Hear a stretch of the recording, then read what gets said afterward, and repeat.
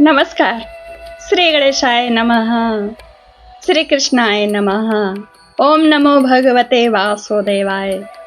महर्षि व्यास की जय हो. माँ भगवती सरस्वती की जय हो. श्री राधा दिव्य नमः. आपको मैं निरंतर श्रीमद् भागवत का हिंदी में कथा सुना रही हूँ. आज मैं तृतीय स्कंध से अथाष्टाविंशो अध्याय का हिंदी में अर्थ सुनाऊंगी. यह अध्याय बहुत ही महत्वपूर्ण अध्याय है. इस अध्याय में कपिल मुनि अपनी माता देवहूति को अष्टांग योग की विधि बताएंगे और बहुत सरल विधि है. आपको इसमें पूरा शुरू से आखिरी तक सुनेंगे तो बिल्कुल समझ में आ जाएगा. 43 श्लोक है, थोड़ा 15 मिनट का वीडियो रहेगा. इसमें 3 बातें बताई गई हैं. पहली कि यम नियम का धारणा और शास्त्र विहित कर्म करके मन को स्थिर करना और शास्त्र अविहित कर्म को त्यागना करना है. और यम नियम में क्या त्यागना है, क्या ग्रहण करना है, कैसे करना है प्राणायाम और कहाँ पर अपने चित्त को ले जा करके ध्यान करना है, यह सब बताया गया है. और फिर बीच में जब ये इसमें आप पारंगत हो जाएंगे इस कार्य में, यम नियम के द्वारा चित्त को अपने बस में करना, हृदय में स्थापित करना, तो आप जो है फिर भगवान का व्यापक रूप से इसमें ध्यान करने की विधि महाराज बताई गई है. तत्पश्चात उस ध्यान को जब आप प्राप्त कर लेते हैं, स्वानंद में जब आप विचरण करने लगते हैं, तो उसके पश्चात कैसे कैसे उसकी तुलना की जाती है उसको कपिल भगवान बताते हैं. आइए सुनिए. समय का सदुपयोग करते हुए शुरू से आखिरी तक सुनिएगा. बहुत सरल है. आपको ध्यान करने में बड़ी सहायता मिलेगी, ईश्वर की प्राप्ति में सहायता मिलेगा और सुनने से जो पुण्य की प्राप्ति होती है वो तो मुफ्त में होगा. आइए सुनिए. कपिल भगवान कहते हैं अपनी माता जी से, अब मैं तुम्हें सबीज ध्येय स्वरूप के आलंबन से युक्त योग का लक्षण बताता हूँ, जिसके द्वारा चित्त शुद्ध एवं प्रसन्न होकर परमात्मा के मार्ग में प्रवृत्त हो जाता है. यथाशक्ति शास्त्र विहित स्वधर्म का पालन करना तथा शास्त्र विरुद्ध आचरण का परित्याग करना, प्रारब्ध के अनुसार जो कुछ मिल जाए उसी में संतुष्ट रहना, आत्मज्ञानियों के चरणों की पूजा करना, विषय वासनाओं को बढ़ाने वाले कर्मों को त्याग देना है और संसार बंधन को छुड़ाने वाले कर्म करने हैं, पवित्र और परमित भोजन करने हैं, एकांत और निर्भय स्थान में रहना, मन वाणी और शरीर से किसी जीव को न सताना है, सत्य बोलना है लेकिन सत्य भी प्रिय हो. मैं क्या थोड़ा प्रिय सत्य बोलती, प्रिय सत्य बोलना है, चोरी न करना, आवश्यकता से अधिक वस्तुओं का संग्रह नहीं करना, ब्रह्मचर्य का पालन करना, तपस्या करना, धर्म पालन के लिए कष्ट सहना, बाहर और भीतर से पवित्र रहना, शास्त्रों का अध्ययन करना, ईश्वर की पूजा करना, भगवान की. इसमें जो बताया है अंदर बाहर पवित्र रहना, मतलब हृदय में भी आप पवित्रता रखें और कर्मों में भी. वाणी का संयम करना, उत्तम आसनों का अभ्यास करके स्थिरता पूर्वक बैठना, धीरे धीरे प्राणायाम के द्वारा श्वास को जीतकर इंद्रियों को मन के द्वारा विषयों से हटाकर अपने हृदय में ले जाना, मूलाधार आदि किसी एक केंद्र में मन के सहित प्राणों को स्थिर करना और निरंतर भगवान की लीलाओं का चिंतन और चित्त को समाहित करना. अब यहाँ बहुत महत्वपूर्ण बात है, किसको दुष्ट कहा, इनसे तथा व्रत दान आदि द्वारा साधनों से भी सावधानी के साथ प्राणों को जीतकर बुद्धि के द्वारा अपने जो कुमारगामी आदत जो पड़ा है चित्त को, उसे धीरे धीरे उस चित्त को धीरे धीरे एकाग्र करें, यानी भगवान में लगाएं, परमात्मा के ध्यान में उस चित्त को लगाएं जो चित्त कुमारगामी है, दुष्ट है, संसार में जाता है. उसके पश्चात कहते हैं भगवान के पहले आसन को जीते, यानी देर तक सीधा बैठने की आदत डालें. फिर प्राणायाम के अभ्यास के लिए पवित्र देश में कुछ मृग चर्मादि से युक्त आसन बिछाएं. घर में भी आप कर सकते हैं. उस पर शरीर को सीधा और स्थिर रखते हुए सुखपूर्वक बैठकर अभ्यास. आरंभ में बाएं नासिका से पूरक, कुंभक और रेचक करें. फिर उसके विपरीत दाहिने नासिका से प्राणायाम करके प्राण के मार्ग का शोधन करें. इससे चित्त स्थिर और निश्चल हो जाए. कैसे?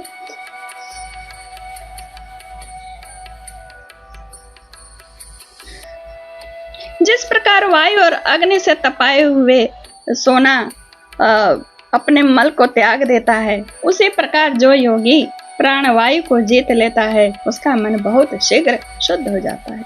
अतः योगी को उचित है कि प्राणायाम से वात पित्त जनित दोषों को, धारणा से पापों को, प्रत्याहार से विषयों के संबंधों को और ध्यान से भगवद विमुख करने वाले राग द्वेष आदि दुर्गुणों को दूर करें। कैसे दूर करना, ध्यान से सुनिएगा। जो योग का अभ्यास करते करते चित्त निर्मल और एकाग्र हो जाए, तब नासिका के अग्रभाग में दृष्टि जमा कर इस प्रकार भगवान की मूर्ति के ध्यान करना है। बड़ा विशद ध्यान बताया, ध्यान से सुनिएगा। भगवान का मुख कमल आनंद से प्रफुल्ल है, नेत्र कमल कोश के समान रत्नारे हैं, शरीर नील कमल दल के समान श्याम है, हाथों में शंख चक्र गदा धारण किए हैं, कमल की केसर के समान पीला रेशमी वस्त्र लहरा रहा है, वक्षस्थल में श्रीवत्स चिन्ह और गले में कौस्तुभ मणि झिलमिला रही, वनमाला चरणों तक लटकी हुई है, जिसके चारों ओर भौरे सुगंधों मतवाले होकर मधुर गुंजार कर रहे हैं। अंग प्रत्यंग में बहुमूल्य हार, कंकड़, किरीट, भुजबंद और नुपुर आदि आभूषण विराजमान है। कमर में करधनी की लड़ियां उसकी शोभा बढ़ा रही हैं। भक्तों के हृदय कमल ही उनके आसन है। उनका दर्शनीय श्याम सुंदर स्वरूप अत्यंत शांत एवं मन और नयनों को आनंदित करने वाला है। उनकी अति सुंदर किशोर अवस्था है। वे भक्तों पर कृपा करने के लिए आतुर हो रहे हैं। बड़ी मनोहर झांकी है। भगवान सदा संपूर्ण लोकों से वंदित है। उनके पवित्र यश परम कीर्तनीय है और वे राजा बलि और आदि परम यशस्वियों के भी यश को बढ़ाने वाले हैं। इस प्रकार श्री नारायण देव का संपूर्ण अंगों के सहित तब तक ध्यान करें जब तक चित्त वहां से हटे नहीं। भगवान की लीलाएं बड़ी दर्शनीय हैं। अतः अपनी रुचि के अनुसार भगवान खड़े हुए हैं, चलते हुए हैं, बैठे हुए हैं, पौड़े हुए हैं अथवा अंतर्यामी रूप में स्थित हुए हैं। उनके स्वरूप का विशुद्ध जो आपको पसंद हो भावयुक्त चित्त से चिंतन करें। इस प्रकार योगी जब यह अच्छी तरह देख ले कि भगवत विग्रह में चित्त की स्थिति हो गई है, तब वह उनके समस्त अंगों में लगे हुए चित्त को विशेष रूप से अब एक एक अंग में मन लगाना है। कैसे? भगवान के चरण कमलों का ध्यान करना चाहिए।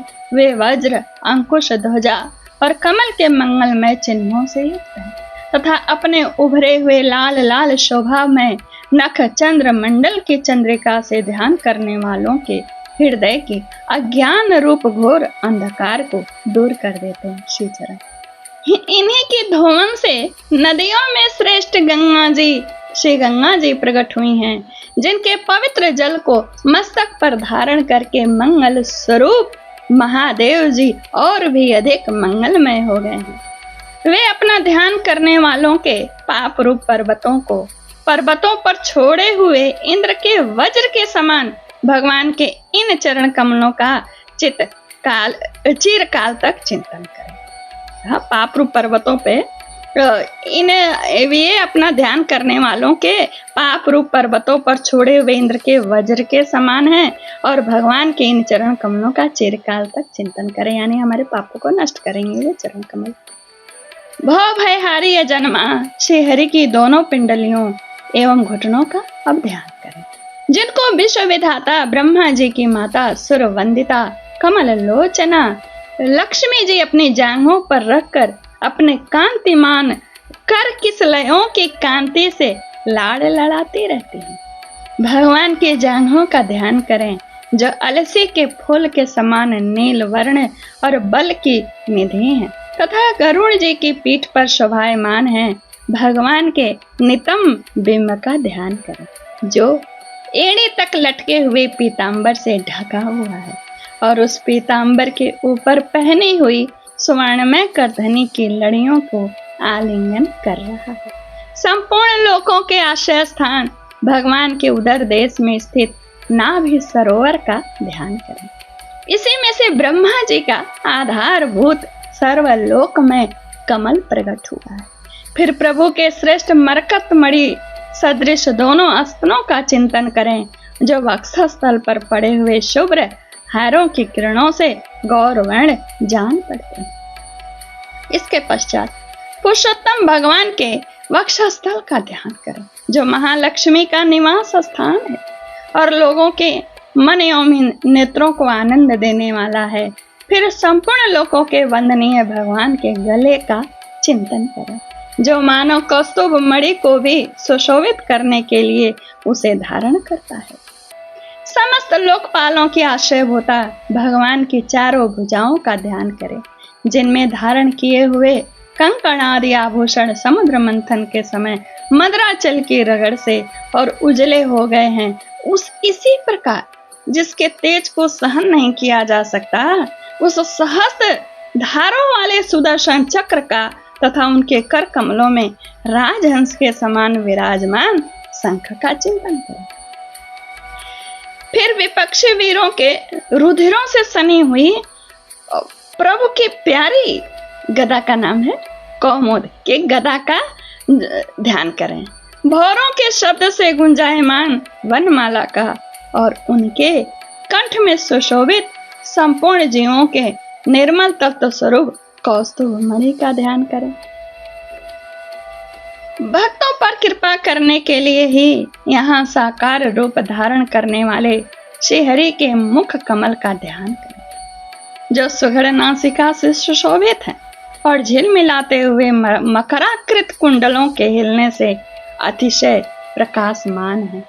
स्वच्छ कपोलों के कारण बड़ा ही मनोहर उनका मुख जान पड़ता है। काली काली घुंघराली अलकावली से मंडित भगवान का मुखमंडल अपनी छवि के द्वारा भ्रमरों से सेवित कमल कोश का भी तिरस्कार कर रहे हैं, यानी कमल की तरह मुख है तो भौरे मररा रहे हैं और उनकी सुंदरता कमल से भी ज्यादा है।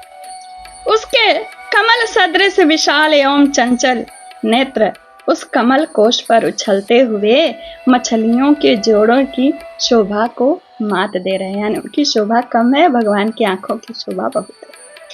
उन्नत भ्रूलताओं से सुशोभित भगवान कैसे मनोहर मुखार बंद की मन में धारणा करके आलस रहित हो उसी का ध्यान करें। हृदय गुहा में चिरकाल तक भक्ति भाव से भगवान के नेत्रों की चितवन का ध्यान करना चाहिए जो कृपा से और प्रेम भरी मुस्कान से क्षण क्षण अधिकाधिक बढ़ती रहती है, विपुल प्रसाद की वर्षा करती रहती है और भक्त जनों के अत्यंत घोर तीनों तापों को शांत करने के लिए ही प्रकट हुई है। श्री हरि का हास्य प्रर्थ जनों के तीव्र से तीव्र शोक के अश्व सागर को सुखा देता है और अत्यंत उदार है। मुनियों के हित के लिए कामदेव को मोहित करने के लिए ही अपनी माया से श्री हरि ने अपने भ्रू मंडल को बनाया है, उनका ध्यान करना चाहिए। अत्यंत प्रेमार्द्र भाव से अपने हृदय में विराजमान श्री हरि के खिलखिलाकर हंसने का ध्यान करें। ऐसे हंसते हैं ना मधुर, बहुत सुंदर है उनका मुस्कान, जो वस्तुतः ध्यान के ही योग्य है तथा जिसमें ऊपर और नीचे दोनों ओठों की अत्यधिक अरुण कांति के कारण उनके कुंडकली के समान शुभ्र छोटे छोटे दांतों पर लालिमा सी प्रतीत होने लगती है ओठों के प्रकाश से। इस प्रकार ध्यान में तन्मय होकर उनके सिवा किसी अन्य पदार्थ को नहीं देखना चाहिए, न इच्छा करें। इस प्रकार के ध्यान के अभ्यास से साधक का श्री हरि में प्रेम हो जाता है, उसका हृदय भक्ति से द्रवित हो जाता है और शरीर में आनंद अतिरेक के कारण रोमांच होने लगता है। उत्कंठा जनित प्रेमाश्रुओं की धारा में वह बारंबार अपने शरीर को नहलाता है और फिर मछली पकड़ने के कांटे के समान श्री हरि को अपनी ओर आकर्षित करने के साधन रूप अपने चित्त को भी धीरे धीरे ध्येय वस्तु से हटा लेता है। जैसे तेल आद के चुक जाने पर दीप शिखा अपने कारण रूप तेजस तत्वों में लीन हो जाता है। ये मैं बोला ना, तीसरा भाग ये अब शुरू हुआ, ध्यान का था, अभी हो जाता है, तत्व में लीन हो जाता है। वैसे ही आश्रय विषय और राग से रहित होकर मन शांत ब्रह्माकार हो जाता है। इस अवस्था को प्राप्त होने पर जीव गुण प्रवाह रूप देहादि उपाधि के निवृत्त हो जाने के कारण ध्याता देह आदि विभाग से रहित तो अखंड परमात्मा को ही सर्वत्र अनुगत देखता है। योगाभ्यास से प्राप्त हुई चित्त के इस अविद्या रहित लय रूप निवृत्ति से अपने सुख दुख रहित ब्रह्म रूप महिमा में स्थित होकर परमात्म तत्व का साक्षात कर लेने पर वह योगी जिस सुख दुख के भोक्त कृत को पहले अज्ञानवश अपने स्वरूप में देखता था, वो सब अविद्याकृत अहंकार में ही देखता है। भगवान ने जिस प्रकार मदिरा के मद से मतवाले पुरुष को अपने कमर पर लपेटे हुए वस्त्र का भान नहीं रहता है, और उसी प्रकार चरमावस्था को प्राप्त हुए सिद्ध पुरुष को भी अपने देह के बैठने उठने चलने लौटने के विषय में कोई ज्ञान नहीं रहता, क्योंकि वह तो सदैव परमानंद में स्वरूप में स्थित है। उसका शरीर तो पूर्व जन्म के संस्कारों के अधीन है, अतः जब तक उसका आरंभ का प्रारब्ध शेष है तब तक वह इंद्रियों सहित जीवित रहता है। जब यह अवस्था पा लेता है तो तभी तक जीवित रहता है जब तक प्रारब्ध है। किंतु जिसे समाधि पर्यंत योग की स्थिति प्राप्त हो गई है और जिसने परमात्मा तत्व को भी भली भांति जान लिया है, वह सिद्ध पुरुष पुत्र कलत्रादि के सहित इस शरीर को स्वप्न में प्रतीत होने वाले शरीरों के समान फिर स्वीकार नहीं करता, फिर उसमें अहमता ममता नहीं रहती। जिस प्रकार अत्यंत स्नेह के कारण पुत्र और धनादि में भी साधारण जीवों के आत्म बुद्धि रहती है, किंतु थोड़ा सा विचार करने से ही वे उनसे स्पष्टतया अलग दिखाई देते हैं, उसी प्रकार जिन्हें यह अपना आत्मा मान बैठता है, उन देहादि से भी उनका साक्षी पुरुष पृथक है, आत्मा से भी। जिस प्रकार जलती हुई लकड़ी से, चिंगारी से, स्वयं अग्नि से, प्रकट हुए धुएं से तथा अग्नि रूप मानी जाने वाली उस जलती हुई लकड़ी से भी अग्नि वस्तु वास्तव में पृथक, यानी लकड़ी धुआं से पृथक है, उसी प्रकार भूत इंद्रिय और अंतःकरण से उनका साक्षी आत्मा अलग है, तथा जीव कहलाने वाले उस आत्मा से भी ब्रह्म भिन्न है, और प्रकृति से उसके संचालक पुरुषोत्तम भिन्न है। तीनों भिन्न है, आत्मा और आत्मा से प्रकृति भिन्न है, और प्रकृति से भी संचालक पुरुषोत्तम भी भिन्न है, ब्रह्म आत्मा और पुरुषोत्तम। जिस प्रकार देह दृष्टि से जरायु, जंद्रज, स्वेदज और उद्भिज चारों प्रकार के प्राणी पंचभूत मात्र हैं, उसी प्रकार संपूर्ण जीवों में आत्मा को और आत्मा में संपूर्ण जीवों को अनन्य भाव से अनुगत देखें। यह आखिरी श्लोक का अर्थ है। जिस प्रकार एक ही अग्नि अपने पृथक पृथक आश्रय में उनकी भिन्नता के कारण भिन्न भिन्न आकार की अग्नि दिखाई देती है, उसी प्रकार देव मनुष्य आदि शरीरों में रहने वाला एक ही आत्मा अपने आश्रयों के गुण भेद के कारण विभिन्न प्रकार का भासता है। क्षमा चाहते हैं, 84 श्लोक है, 44 श्लोक है, 43 बोला था, 44 श्लोक, आखिरी श्लोक सुनिए। अतः भगवान का भक्त जीव के स्वरूप को छिपा देने वाली कार्य कारण रूप से परिणाम को प्राप्त हुई भगवान की इस अचिंत्य शक्ति में माया को भगवान की कृपा से ही जीत कर अपने वास्तविक स्वरूप ब्रह्म रूप में स्थित होता है।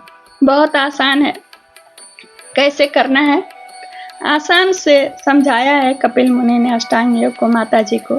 लेकिन कोई भी कार्य करना तो कठिन है ना, तो जब आप करने जाएंगे कठिन लगेगा तो घबराइए नहीं। क्यों? क्योंकि संसार का कौन सा ऐसा कर्म है पेट पालने वाला जो आपके लिए कठिन ना हो, वो भी तो कठिन ही है ना, इसको करने में क्या कठिनता है, अभ्यास करिए। नमस्कार, जय श्री कृष्ण। श्रीमद् भागवते महापुराणे पारमहंसायाम सहितायाम तृतीय स्कंदे कापिले साधनाष्ठान नामाष्टविंशो ओम तत्सत्। श्रीमन्नारायण नारायण नारायण, श्रीमन्नारायण नारायण नारायण। नमस्कार, जय श्री कृष्ण। चैनल को सब्सक्राइब करें, कथा को लाइक कमेंट शेयर करें। धन्यवाद।